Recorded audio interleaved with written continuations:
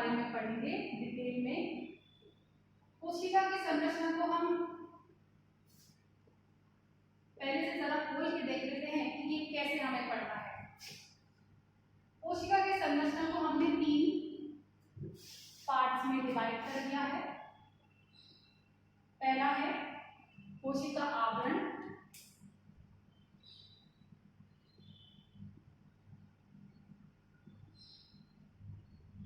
दूसरा है कोशिका द्रव्य,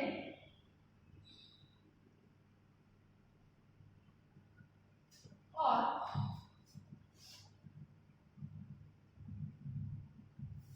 तीसरा है केंद्रक। ठीक है। कोशिका द्रव्य के अंदर हम पढ़े, कोशिका आवरण के अंदर हम पढ़ेंगे कोशिका झिल्ली,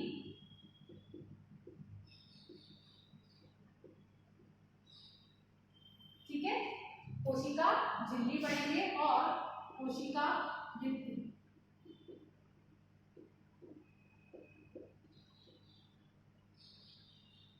और ग्लाइकोकैलिक्स। ये जो ग्लाइकोकैलिक्स है ये थोड़ा सा लूज आवरण होता है।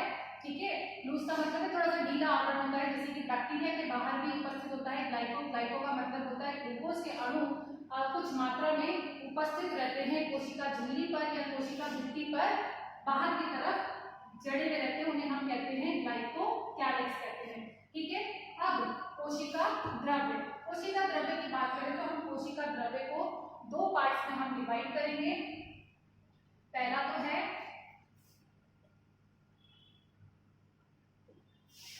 हाइंडोप्लाज्म,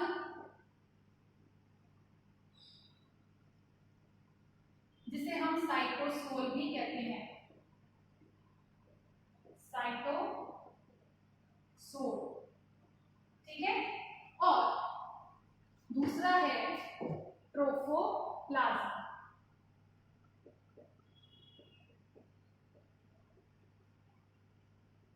ट्रोफोप्लाज्म जो है इसको भी हमने क्या किया है, 2 भागों में विभाजित कर दिया है। पढ़ने की दृष्टि से, समझने की दृष्टि से ट्रोफोप्लाज्म को भी हमने 2 पार्ट में डिवाइड कर दिया है, कोशिकांग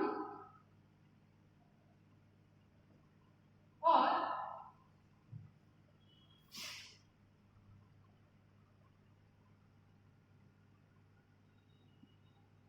कोशिकीय अंतर्वृष्ट।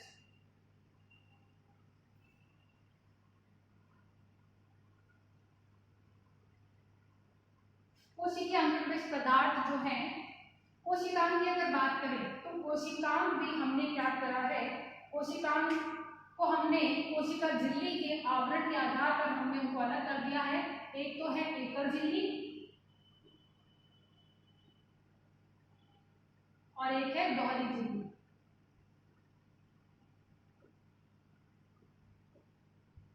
दोहरी झिल्ली के अंदर कौन से कोशिकांग आएंगे बच्चों?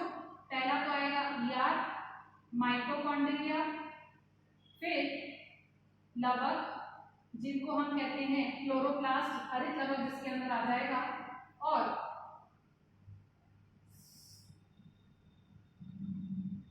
यहां पर एकल झिल्ली के अंदर आ जाएगा लाइसोसोम, राइबोसोम,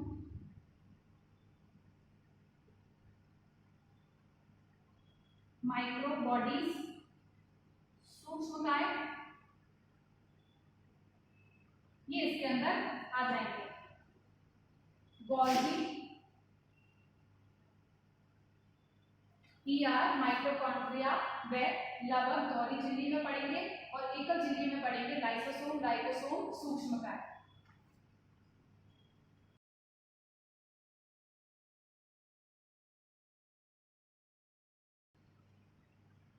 कोशिकीय अंतर्वृष्ट के अंदर आ जाएंगे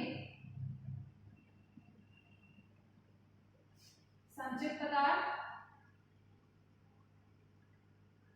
संचित पदार्थ कौन कौन से हो सकते हैं? प्रोटीन, ठीक है, प्रोटीन और वसा, ऑयल, फैटी एसिड जिसको हम कहते हैं, कार्बोहाइड्रेट्स, कार्बोहाइड्रेट्स ये जो हैं संचित खाद्य पदार्थ के अंदर आते हैं और साथ ही साथ कुछ नाइट्रोजनस पदार्थ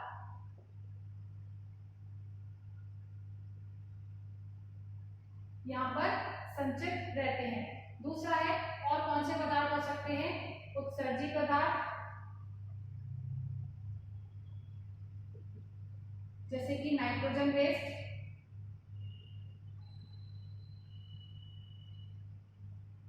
ये यहाँ पर उत्सर्जी पदार्थ और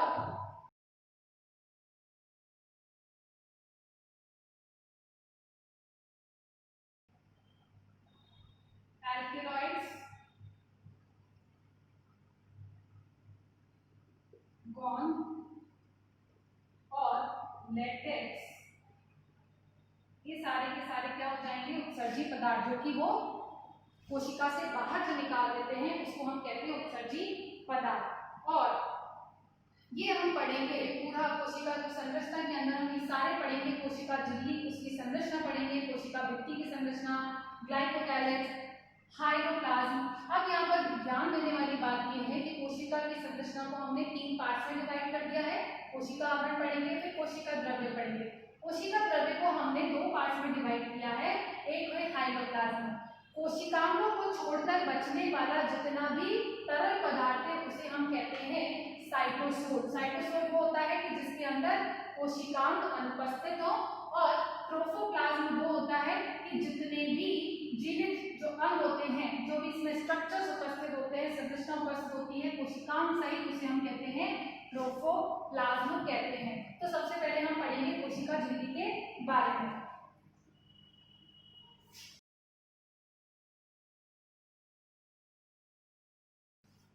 अब हम पढ़ेंगे सबसे पहले कोशिका झिल्ली के बारे में। कोशिका झिल्ली क्या है?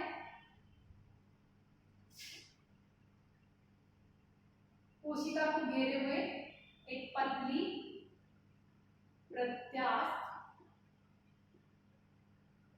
व चयनात्मक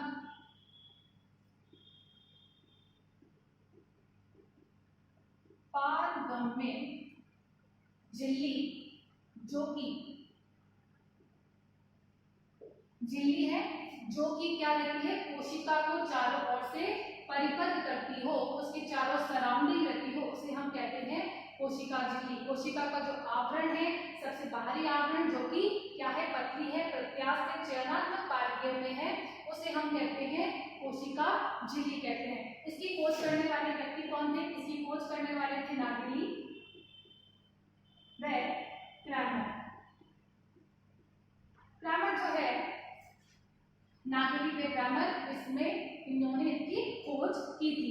ठीक है, कोशिका झिल्ली की। अब कोशिका झिल्ली के बारे में, ये तो है पतली होती, प्रत्यास्थ होती, साथ ही साथ क्या होती है, चयनात्मक पारगम्य होती है। अब चयनात्मक पारगम्य का मतलब हम समझेंगे आगे, लेकिन थोड़ा सा यहाँ पर जान लीजिए। चयन का मतलब है कि वो चयन करती है, पारगम्य है कि यानी कि कुछ चुने हुए अणुओं का या फिर चुने हुए जो भी मटेरियल्स हैं उनका क्या करती है, उनके लिए पारगम्य होती है। यानी कि हर किसी के लिए पारगम्य नहीं है, जैसे कि पानी के लिए पारगम्य है, कुछ प्रोटीन विटामिन के लिए पारगम्य है। ठीक है, तो इसे हम कहते हैं चयनात्मक पारगम्यता कहते हैं। अब नागेली और क्रैमर ने इनकी क्या की थी, खोज की थी। अब अगर हम इसके रासायनिक संगठन के बारे में बात करें तो रासायनिक संगठन के बारे में बात करें तो ये किससे बनी हुई होती है, लिपिड से, प्रोटीन से व कार्बोहाइड्रेट से।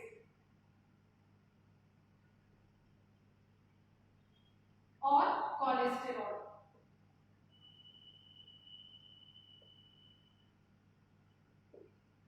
लेकिन अधिकतर जो मात्रा में जो उपस्थित होता है, अगर कोई आपसे पूछे कोशिका झिल्ली ये किससे बनी हुई रहती है, तो वो है लिपिड व प्रोटीन की बनी हुई रहती है। कार्बोहाइड्रेट में कोलेस्ट्रॉल की मात्रा जो होती है लगभग 1-2% होती है, और इसकी भी 1 से कम ही प्रतिशत होती है। लिपिड में प्रोटीन की मात्रा जो है वो सभी जीवों में अलग अलग प्रकार की हो सकती है और एक जीव के अंदर भी कोशिकाओं में अलग अलग इनका अनुपात हो सकता है।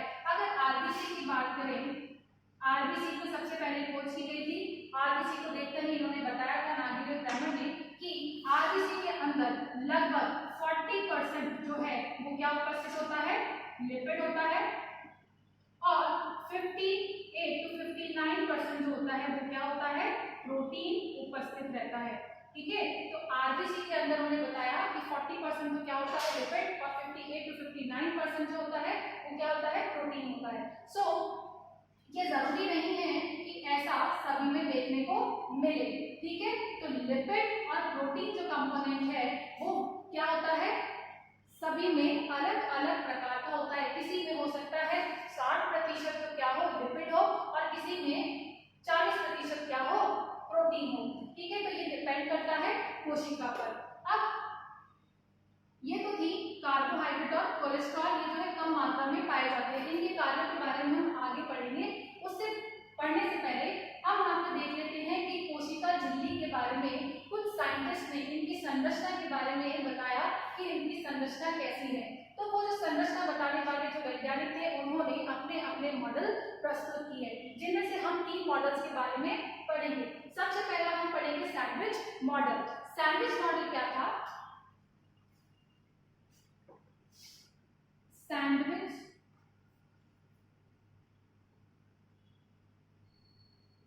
मॉडल, या फिर हम उसे ट्राइलैमेलर भी कहते हैं।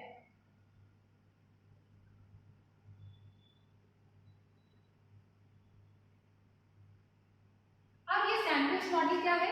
सैंडविच मॉडल जो है सबसे पहले किसने दिया था? डेफसन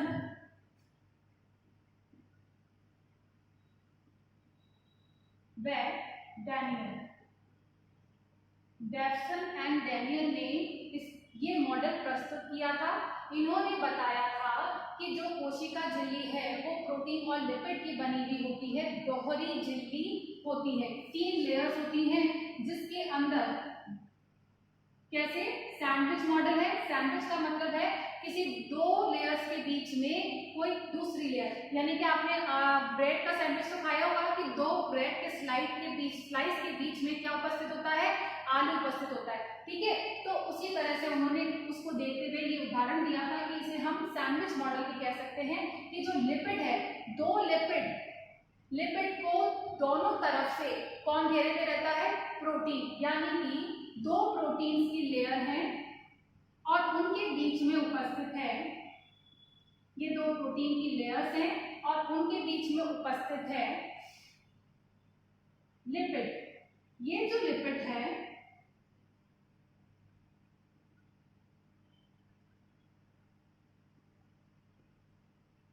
इन्होंने बताया कि ये जो लिपिड होता है ये कौन सा लिपिड होता है? फॉस्फोलिपिड। ये कैसा होता है? फॉस्फोलिपिड होता है। फॉस्फोलिपिड का मतलब ये है कि एक तो ये इसकी संरचना इन्होंने ऐसे बताई कि ये क्या है? हेड है, इसे हम सिर भी कह सकते हैं, इसे हम पूंछ कहेंगे, यानी कि टेल। ये एक प्रकार का क्या है? फॉस्फोलिपिड है, जिसके अंदर एक हेड होता है और एक टेल होता है। हेड जो है किसका बना हुआ रहता है? फॉस्फेट का बना हुआ रहता है, और टेल जो है वो किसकी बनी हुई रहती है?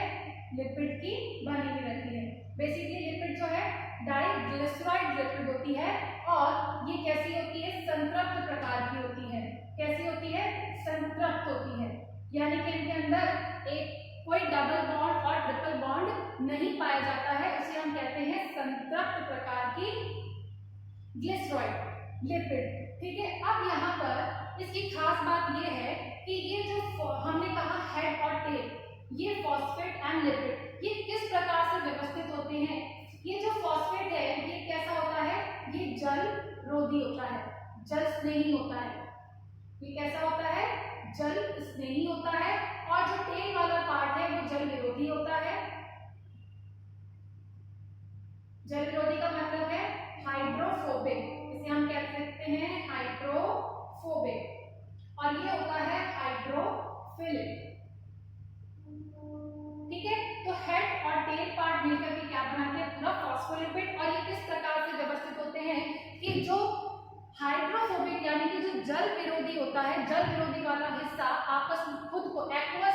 एनवायरमेंट में, जलीय माध्यम में खुद को बचाने के लिए ये कुछ इस प्रकार से व्यवस्थित हो जाते हैं। किस प्रकार से? ये कुछ इस प्रकार से व्यवस्थित हो जाते हैं और ये दोनों आपस में, ये जो टेल वाला पार्ट है, टेल वाला पार्ट दोनों एक दूसरे की तरफ मुंह किए हुए रहते हैं और जो हेड वाला पार्ट है वो बाहर की तरफ स्थित रहता है। मान लीजिए कोई कोशिका है, ये कोशिका के अंदर वाला भाग है और ये कोशिका के बाहर वाला, ठीक है। तो ये जो अणु है, फॉस्फोलिपिड का अणु है, ये जल विरोधी भी है और जल स्नेही भी है। इसलिए इस गुण को हम क्या कह सकते हैं? ये उभयधर्मी है, यानी कि एम्फीपैथिक टाइप का मॉलिक्यूल है। एम्फीपैथिक टाइप का मॉलिक्यूल है, ठीक है। इसका क्या मतलब है कि ये जल, इसके अंदर जो क्वालिटी है, ये जल विरोधी भी है और जल स्नेही भी है। अब यहाँ पर जो फॉस्फेट वाला, जो हेड वाला पार्ट है, वो बाहर की तरफ रहता है और या फिर कोशिका द्रव्य की तरफ। जो बाहर की तरफ रहता है वहां पर प्रोटीन लगे हुए रहते हैं। ये प्रोटीन जो है इसके ऊपर कुछ इस प्रकार से व्यवस्थित रहते हैं और ये इनसे जुड़े हुए रहते हैं आयनिक बंध के द्वारा, कोवैलेंट बॉन्ड के द्वारा ये जुड़े हुए रहते हैं। और ये जो जल विरोधी वाला भाग है, ये दोनों आपस में एक बाय लेयर बनाते हैं, ठीक है। ये उन्होंने नहीं बताया, उन्होंने सिर्फ इतना कहा कि ये बीच में उपस्थित होता है फॉस्फोलिपिड और उन दोनों और उनके ऊपर उपस्थित रहता है क्या? प्रोटीन, ठीक है। दोनों तरफ प्रोटीन उपस्थित है, बीच में क्या है? फॉस्फोलिपिड है। तो ये उन्होंने दिया था सैंडविच मॉडल और ये रिजेक्ट हो गया क्योंकि ये नहीं बता पाया कि इनके अंदर प्रत्यास्था, चयनात्मक पारगम्यता, चयनात्मक पारगम्यता को ये सिद्ध नहीं कर पाए। चयनात्मक पारगम्यता, साथ ही साथ कि ये इनके अंदर मूवमेंट होता है, उसको ये भी गति, मूवमेंट को सिद्ध नहीं कर पाए कि इनमें किस प्रकार से होता है, ये सिर्फ स्ट्रक्चर को ही बता पाए, तो इसलिए ये रिजेक्ट हो गया। आगे चलकर दूसरे एक साइंटिस्ट आए, उन्होंने क्या कहा? उन्होंने ये बताया कि उनका नाम था रॉबर्टसन। जो दूसरे साइंटिस्ट थे, दूसरा जो मॉडल था वो था यूनिट मेम्ब्रेन, इकाई झिल्ली, यूनिट मेम्ब्रेन यानी कि इकाई झिल्ली, इकाई झिल्ली प्रारूप। ये किसने दिया था? रॉबर्टसन ने दिया था। ये किसने दिया? रॉबर्टसन ने दिया था। इन्होंने कहा कि जितनी भी कोशिका, जितने भी जीव हैं, उन सभी जीवों में, साथ ही साथ उन सभी जीवों की जो कोशिका झिल्ली है वो समान होती है, साथ ही साथ सभी जीवों की कोशिकाओं की जो कोशिकांग होते हैं उनमें भी यही जो कोशिका झिल्ली है वही कोशिका झिल्ली पाई जाती है। तो कुल मिलाकर उन्होंने कहा यूनिट मेम्ब्रेन का मतलब ये हुआ कि सभी जीवों की कोशिकाओं में और उनके कोशिकांगों में यही झिल्ली उपस्थित रहती है। तो उन्होंने इस मॉडल को नाम दिया यूनिट मेम्ब्रेन मॉडल और उन्होंने भी यही स्ट्रक्चर बताया, लेकिन दोनों ही ये बता नहीं पाए कि किस प्रकार से चयनात्मक पारगम्यता इनके अंदर देखने को मिलती है, कैसे इनके अंदर गति देखने को मिलती है, ठीक है। कि ये अपने इस कार्य को नहीं समझा पाए तो इसलिए ये रिजेक्ट हो गए। इसके बाद आते हैं, तीसरा मॉडल आता है फ्लूइड मोज़ेक मॉडल। तीसरा कौन सा मॉडल है? Fluid mosaic model.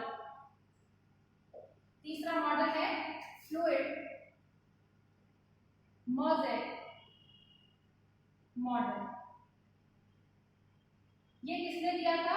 1972 के अंदर ये दिया था, सिंगर एंड निकोलसन के द्वारा ये दिया गया था, सिंगर एवं निकोलसन के द्वारा।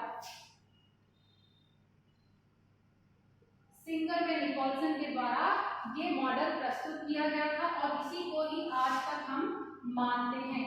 ये मॉडल आज तक मान्य है। तो इस मॉडल के अनुसार इन्होंने स्ट्रक्चर बताया और उस स्ट्रक्चर को भी हम पढ़ेंगे। इन्होंने भी यही बताया कि किस प्रकार से इन्होंने प्रोटीन्स, इन्होंने कहा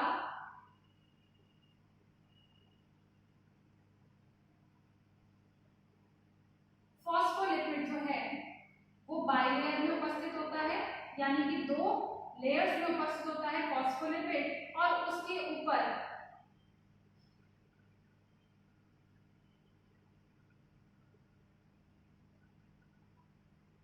और यहाँ बीच बीच में कहीं उपस्थित होते हैं प्रोटीन उपस्थित रहते हैं। ये प्रोटीन जो होते हैं या तो ये परिधि पर उपस्थित होंगे या तो वो पूरी की पूरी कोशिका झिल्ली को पार करे हुए रहेंगे या फिर अर्ध रूप से पार करे हुए रहेंगे या फिर ये परिधि पर ही स्थित रहेंगे। ये उन्होंने बताया। साथ ही साथ उन्होंने बताया कि ये कैसा, ये मोज़ेक फॉर्म करता है। ये जो प्रोटीन आपको दिख रहा है, ये प्रोटीन जो है किस फॉर्म में है, अलग अलग ऐसे बिखरे हुए रूप में रहते हैं, इसलिए उन्होंने इसका नाम दिया फ्लूइड मोज़ेक मॉडल। जो प्रोटीन है वो प्रोटीन यहाँ पर बिखरे हुए रूप में रहते हैं। इस मॉडल को गुलाब जामुन मॉडल भी कहा जाता है। क्यों कहा जाता है गुलाब जामुन मॉडल? क्योंकि गुलाब जामुन अगर आपने देखे हो चाशनी के ऊपर तैरते रहते हैं। तो बेसिकली चाशनी को आप मान लीजिए फॉस्फोलिपिड मान लीजिए और गुलाब जामुन को आप मान लीजिए प्रोटीन, तो वो उसके ऊपर तैरते रहते हैं। तो तैर वो किसकी वजह से रहे हैं? फॉस्फोलिपिड की वजह से तैर रहे हैं, क्योंकि फॉस्फोलिपिड की जो होती है वो किस नेचर की होती है? क्वासी फ्लूइड नेचर की होती है। ये क्वासी फ्लूइड क्यों है? क्योंकि ये लिपिड है। लिपिड का नेचर कैसा होता है? थोड़ा सा लिक्विड जैसा नेचर होता है और साथ ही साथ इनके अंदर ये बहने की क्षमता होती है, इसीलिए ये जो है और ये जब मूव करते हैं, लिपिड जब मूव करता है तो साथ ही साथ जो ऊपर इसके ऊपर उपस्थित हैं प्रोटीन वो भी आगे आगे मूव करते हैं। तो ऐसा लगता है जैसे कि मैंने आपको उदाहरण दिया कि गुलाब जामुन के जैसा मॉडल भी। इसको क्यों कहा जाता है कि गुलाब जामुन किसके ऊपर तैर रहे हैं? चाशनी के ऊपर तैर रहे हैं। ठीक है, तो यहाँ पर ये मॉडल वही बता रहा है। अब हम इसके स्ट्रक्चर के बारे में पढ़ेंगे, फ्लूइड मोज़ेक मॉडल के बारे में पढ़ेंगे कि ये इसका स्ट्रक्चर क्या है। फ्लूइड मोज़ेक मॉडल जो है ये कैसा है? फॉस्फोलिपिड के समुद्र में प्रोटीन के द्वीप समूह जैसे तैर रहे हो वैसा है फ्लूइड मोज़ेक मॉडल। समुद्र कैसा है? फॉस्फोलिपिड का, और प्रोटीन के द्वीप समूह उस पर टिके हुए हैं। तो ठीक है, तो यहाँ पर मूवमेंट किसका होता है? गति किनके अंदर है? समुद्र के अंदर है, यानी कि फॉस्फोलिपिड के अंदर गति होती है और प्रोटीन के द्वीप समूह वहां पर टिके हुए रहते हैं समुद्र पर। ठीक है, तो इसे हम कहते हैं फॉस्फोलिपिड के समुद्र में प्रोटीन के द्वीप समूह। अब हम इसके स्ट्रक्चर की बात करें तो इसके स्ट्रक्चर में अगर हम देखें कोशिका झिल्ली के,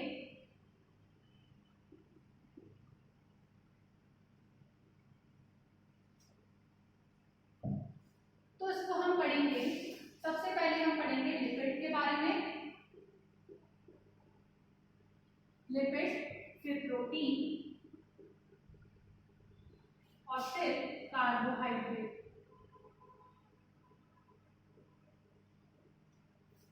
अब ये जो लिपिड है, ये लिपिड किस प्रकार का है? फॉस्फोलिपिड।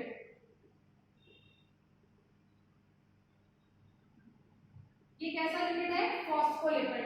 इसके भी कई प्रकार होते हैं, बहुत सारे प्रकार के फॉस्फोलिपिड जो हैं वो कोशिका में उपस्थित रहते हैं। अलग अलग जीवों की अलग अलग कोशिकाओं में डिपेंड करता है कि वो किस प्रकार की, किस अंग की कोशिका है, उनमें किस प्रकार का फॉस्फोलिपिड पाया जाएगा। तो जनरली जो फॉस्फोलिपिड के प्रकार हैं हमें सिर्फ वो याद रखते हैं कि फॉस्फोलिपिड के प्रकार कौन कौन से हैं। फॉस्फोटिडाइल, नाम आपको बेटा याद करने पड़ेंगे।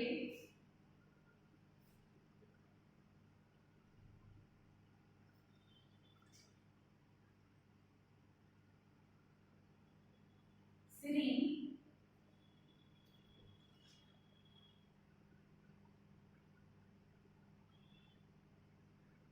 फॉस्फोइथेनॉल अमीन,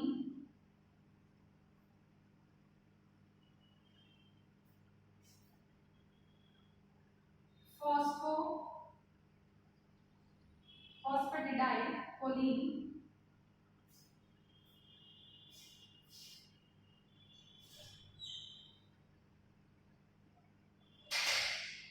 फॉस्फेटिडाइल कोलीन। ठीक है, तो ये कुछ निम्न प्रकार के क्या हैं? फॉस्फोलिपिड हैं जो कि देखने को, जो कि उपस्थित होते हैं किसमें? कोशिका झिल्ली में। अब फॉस्फेटिडाइल, सीरीन, अमीन और जो कोलीन है, इनकी मात्रा जो है अलग अलग हो सकता है। जरूरी नहीं है कि ये अलग अलग मात्रा में उपस्थित रहते हैं। और साथ ही साथ फॉस्फेटिडाइलसिरीन है, जैसे कि ये कहाँ उपस्थित होते हैं, ये फॉस्फोलिपिड की चेन है। कुछ फॉस्फोलिपिड ऐसे होते हैं जो कि आंतरिक सतह पर होते हैं, यानी कि कोशिका द्रव्य वाली सतह, और ये है आंतरिक, ये है आउट यानी कि बाहर वाली, और ये है आंतरिक यानी कि इन वाली। इन वाली का मतलब है साइटोप्लाज्म यानी कि कोशिका द्रव्य की तरफ जो स्थित है उसको हम कहते हैं, वहां पर जो फॉस्फोलिपिड उपस्थित होती है, जैसे कि फॉस्फेटिडाइलसिरीन है, ये केवल आंतरिक सतह पर ही उपस्थित होती है, ये कभी भी बाहर नहीं होती, इस लीफलेट में नहीं पाई जाती है फॉस्फेटिडाइलसिरीन, लेकिन बाकी दोनों की दोनों जो है वो दोनों में पाई जाती है। इनका अनुपात जो है वो अलग अलग हो सकता है, और ये अनुपात भी निर्भर करता है कि वो कोशिका किस अंग की है, किस ऑर्गेनिज्म के अंदर उपस्थित है। ठीक है, सो फॉस्फोलिपिड जो है ये उसके कुछ टाइप्स हैं। अब ये फॉस्फोलिपिड जो है हम बात कर चुके हैं कि ये फॉस्फोलिपिड कैसे होते हैं, एम्फीपैथिक नेचर के होते हैं।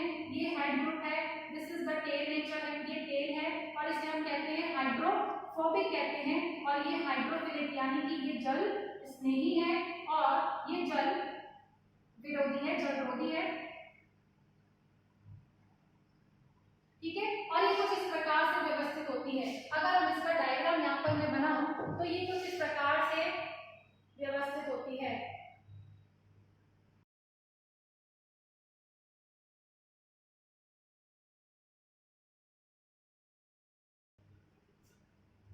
सो फॉस्फोलिपिड की बात करें तो फॉस्फोलिपिड जो है किस प्रकार से व्यवस्थित रहते हैं कि इनका जो जलरोधी हिस्सा है वो दोनों एक तरफ होते हैं, और ये क्या करते हैं, ये जो हिस्सा होता है इसको हम कहते हैं, ये ध्रुवीय है। जलरोधी का, जल स्नेही का मतलब क्या हो जाएगा कि ये ध्रुवीय प्रकार के हैं, और ये कैसा हो जाएगा, अध्रुवीय नेचर है। इनकी जो प्रकृति है कैसी है, अध्रुवीय प्रकार की है। अध्रुवीय प्रकार की है कि यानी कि ये पानी से दूर रहते हैं, ये पानी से इन्हें डर लगता है, तो इसको कोई भी ध्रुवीय पदार्थ है वो यहाँ पर आकर के अंदर पार नहीं कर सकता है।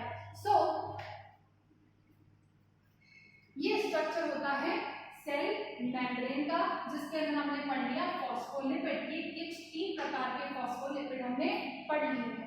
ठीक है, अब हम बात करते हैं प्रोटीन की। तो प्रोटीन जो होते हैं वो 2 प्रकार के होते हैं, एक तो होते हैं इंटीग्रल प्रोटीन यानी कि इंटीग्रल, और एक होते हैं पेरिफेरल यानी कि परिधीय, पेरिफेरल प्रोटीन।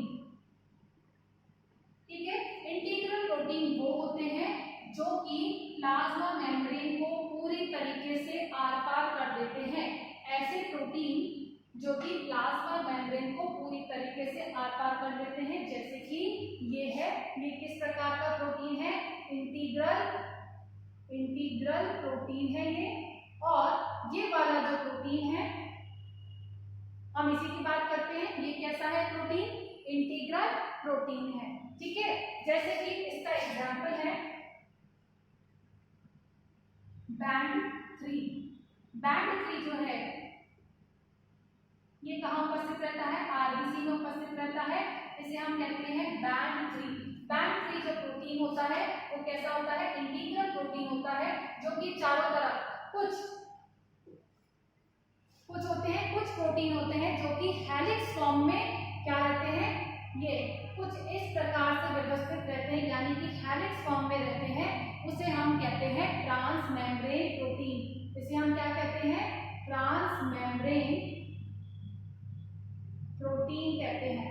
अब ये ट्रांसमेम्ब्रेन प्रोटीन कैसे है, क्योंकि ये जो प्रोटीन है ये कैसे अंदर जा रहा है, ये पूरे कोशिका झिल्ली को पार कर रहा है, ये जो अल्फा हेलिक्स के स्ट्रक्चर के फॉर्म में, हेलिक्स के फॉर्म में है इस प्रकार से, इसलिए इसका नाम पड़ा है ट्रांसमेम्ब्रेन प्रोटीन। डॉट पार कर लेता है, इसलिए इसको कह रहे हैं ट्रांसमेम्ब्रेन प्रोटीन।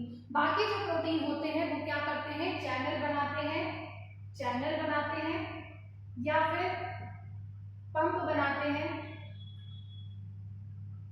ताकि ये क्या करते हैं, एक रास्ता प्रोवाइड करते हैं, पथ प्रदान करते हैं कि जिससे कि अणुओं का आदान प्रदान हो सके कोशिका के आर पार। तो ये काम होता है इंटीग्रल प्रोटीन का। इंटीग्रल प्रोटीन जो होते हैं वो क्या होते हैं, इजीली अलग नहीं किए जा सकते हैं। वो क्या, इनको अलग नहीं किया जा सकता है, आसानी से पृथक नहीं किया जा सकता है, क्योंकि ये सेल्फ कोवैलेंट बॉन्ड के द्वारा ये क्या रहते हैं, बंधित रहते हैं, ठीक है। या फिर आयनिक इंटरेक्शन की वजह से ये क्या, इनको आसानी से हम नहीं निकाल सकते हैं, ठीक है। लेकिन अगर हम बात करें पेरिफेरल प्रोटीन की, तो पेरिफेरल प्रोटीन जो है, जो बिल्कुल परिधि पर स्थित है। एक तो परिधि कौन सी है, जो कि कोशिका के जस्ट बाहर की है, और एक है कोशिका द्रव्य की तरफ, कोशिका द्रव्य की तरफ। ये जो प्रोटीन होते हैं इनको हम कहते हैं परिधीय प्रोटीन कहते हैं। और ये जो परिधीय प्रोटीन होते हैं आसानी से पृथक किए जा सकते हैं, आसानी से पृथक किए जा सकते हैं। बाकी और साथ ही साथ ये प्रोटीन भी मूव करते हैं। कैसे मूव करते हैं कि ये पार्श्व गति प्रदर्शित करते हैं, यानी कि यहाँ से लेके यहाँ तक मूवमेंट या इधर मूवमेंट कर सकते हैं। साथ ही साथ क्या कर सकते हैं कि ये अपने स्थान पर घूम सकते हैं, 360 एंगल पर घूम सकते हैं। ये पेरिफेरल प्रोटीन कर सकते हैं, साथ ही साथ इंटीग्रल प्रोटीन भी कर सकते हैं। सो बेसिकली मूवमेंट जो होता है इनका प्रोटीन का, केवल अपने ही स्थान पर स्थान परिवर्तन कर सकते हैं। ये ऐसा नहीं हो सकता कि ये प्रोटीन जो है उठ करके यहाँ आ जाए, या ये वाला प्रोटीन जो है इस वाली लीफ फ्लैट पर आ जाए। इसे हम कहते हैं लीफ फ्लैट। ये जो है 2 लीफ फ्लैट है फॉस्फोलिपिड की, ठीक है ना। तो ये प्रोटीन जो है अपने ही स्थान पर रह करके स्थान परिवर्तन कर सकते हैं उसी लीफ फ्लैट पर, ठीक है। तो ये है प्रोटीन के प्रकार, integral protein and the peripheral protein. और अब अगर हम बात करें कार्बोहाइड्रेट्स का, तो कार्बोहाइड्रेट जो है वो बेसिकली ऑलिगोसैकेराइड्स के फॉर्म में रहता है। ऑलिगोसैकेराइड यानी कि 15 से 20 अणु कार्बोहाइड्रेट के मिलकर के क्या बनाते हैं, ऑलिगोसैकेराइड बनाते हैं। और ये ऑलिगोसैकेराइड जो है अगर प्रोटीन से जुड़े हुए हैं तब तो हम उन्हें कहते हैं ग्लाइकोप्रोटीन, और अगर वो लिपिड से जुड़े हुए हैं तो उसे हम कहते हैं लिपोप्रोटीन। क्या कहेंगे, लिपोप्रोटीन कहेंगे। अगर वो किसके साथ जुड़े हुए, प्रोटीन के साथ जुड़े हुए, तो उन्हें हम कहेंगे ग्लाइकोप्रोटीन कहेंगे। और अगर वो लिपिड के साथ जुड़े हुए हैं तो हम उनको क्या कहेंगे, लिपोप्रोटीन कहेंगे। अब देखो यहाँ पर ये जो इंटरेक्शन इनके बीच में हो रहा है, ये भी आसानी से तोड़ा जा सकता है। इसके इंटरेक्शन को भी आसानी से क्या किया जा सकता है, इसको भी हम आसानी से बाहर पृथक कर सकते हैं। अब देखो यहाँ पर लिपिड्स के अंदर क्या होता है कि ये हाइड्रोफोबिक इंटरेक्शन करते हैं। देखो यहाँ पर ये आपस में दो जो लीफलेट हैं ये आपस में बंधी हुई कैसे हैं, वॉन्डर वॉल बल के द्वारा। वॉन्डर वॉल्स बल के द्वारा ये आपस में एक दूसरे से जुड़े हुए हैं। और इंटीग्रल प्रोटीन जो है ये कैसे जुड़े हुए हैं, सहसंयोजक बंध या फिर आयनिक बंध के द्वारा ये जुड़े हुए रहते हैं। और पेरिफेरल बंध होते हैं, ये भी आसानी से क्या होते हैं, प्रोटीन जो है ये भी आसानी से पृथक किए जा सकते हैं। सो इंटीग्रल प्रोटीन इनको हम अलग नहीं कर सकते हैं, ठीक है। सो अब इनके कार्य पढ़ते हैं। इनके कार्य क्या है, फॉस्फोलिपिड का कार्य क्या है, केवल फ्लूइडिटी प्रोवाइड करना, यानी कि तरलता प्रोवाइड करना, उपलब्ध कराना, तरलता उपलब्ध कराना और शेप देना, शेप प्रोवाइड करना। और अगर हम बात करें प्रोटीन की तो ये जितने भी ये जो है संरचनात्मक कार्य करता है। और ये क्या करता है, जितने भी कार्य होते हैं कोशिका कोशिका के, वो कार्य कौन कराता है? प्रोटीन के द्वारा कराया जाता है। प्रोटीन जो है यहाँ पर बहुत सारे एंजाइम, 30 प्रकार के एंजाइम्स जो होते हैं वो यहाँ पर उपस्थित रहते हैं कोशिका झिल्ली में, ठीक है।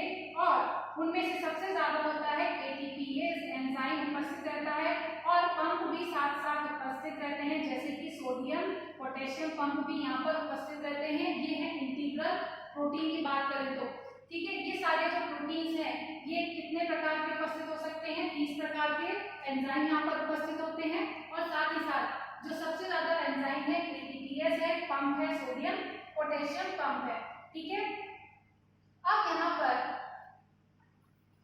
पेरिफेरल प्रोटीन की बात करें, एक पेरिफेरल प्रोटीन का एग्जांपल है स्पेक्ट्रिन। क्या है?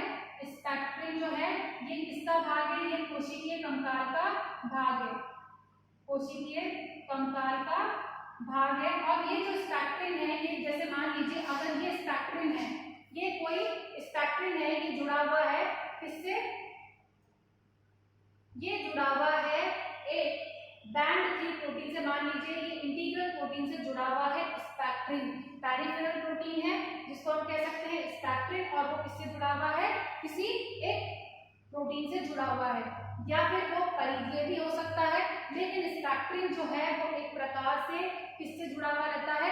बैंड 3 से जुड़ा हुआ रहता है, ठीक है। हम आगे पढ़ेंगे आरबीसी के अंदर कि बैंड 3 प्रोटीन और स्पेक्ट्रिन जो है ये आपस में जुड़े हुए रहते हैं। तो पेरिफेरल के अंदर स्पेक्ट्रिन आ जाता है जो कि कोशिकीय कंकाल का भाग है। तो ये है प्रोटीन के कार्य, ये जितने भी कार्य करवाता है, चाहे वो ट्रांसपोर्ट का काम हो, चाहे वो एंजाइमेटिक रिएक्शन का काम हो, वो कौन कराता है? प्रोटीन। अगर हम कार्बोहाइड्रेट की बात करें तो कार्बोहाइड्रेट क्या करवाता है? कार्बोहाइड्रेट जो है इसका काम होता है सेल टू सेल पहचान, यानी कि एक सेल दूसरे सेल को कैसे पहचाने उसका काम होता है। वो काम कौन करता है? कार्बोहाइड्रेट का। इसका सबसे अच्छा उदाहरण है निषेचन। जब निषेचन होता है तो स्पर्म जो है शुक्राणु अंडाणु को कैसे पहचानता है? वो सिर्फ ग्लाइकोलिपिड के आधार पर ही, कार्बोहाइड्रेट्स के आधार पर ही पहचान पाता है, ठीक है। सो ये है कार्बोहाइड्रेट्स के कार्य, ठीक है। तो ये हमने पढ़ लिया, आज सेल मेम्ब्रेन पढ़ लिया। अब आगे हम पढ़ेंगे सेल ऑर्गेनेल्स के बारे में पढ़ेंगे, ठीक है।